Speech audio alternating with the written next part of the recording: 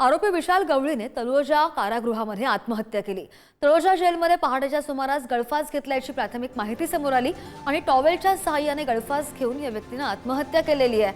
3.5 महिन्यांपासून विशाल गवळी हा तळोजा जेलमध्ये कैद होता आणि अल्पवयीन मुलीवर अत्याचार करून खून केल्याप्रकरणी विशाल गवळीची जेलमध्ये रवानगी करण्यात आली होती।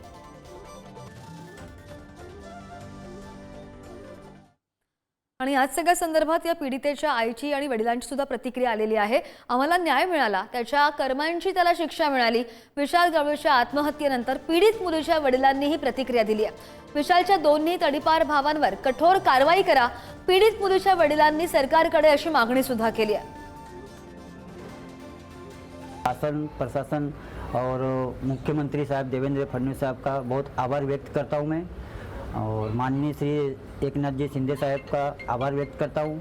ये इसको जो हुआ है इसके साथ में ऐसे और किसी की बेटी और किसी की लड़की हर एक, और ये सब भगवान का सब इसको दंड है, बाकी और किसी का दोषी नहीं, सब भगवान का दंडित है, जैसे को तैसा होता है।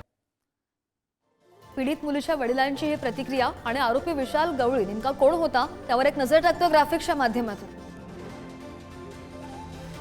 नराधम विशाल गवळी कल्याण पूर्वेकडील कोळसेवाडीमधील रहिवासी होता। विशाल गवळीची गुन्हेगारी पार्श्वभूमी होती। विशालच्या नावावर अनेक गुन्हे सुद्धा दाखल होते।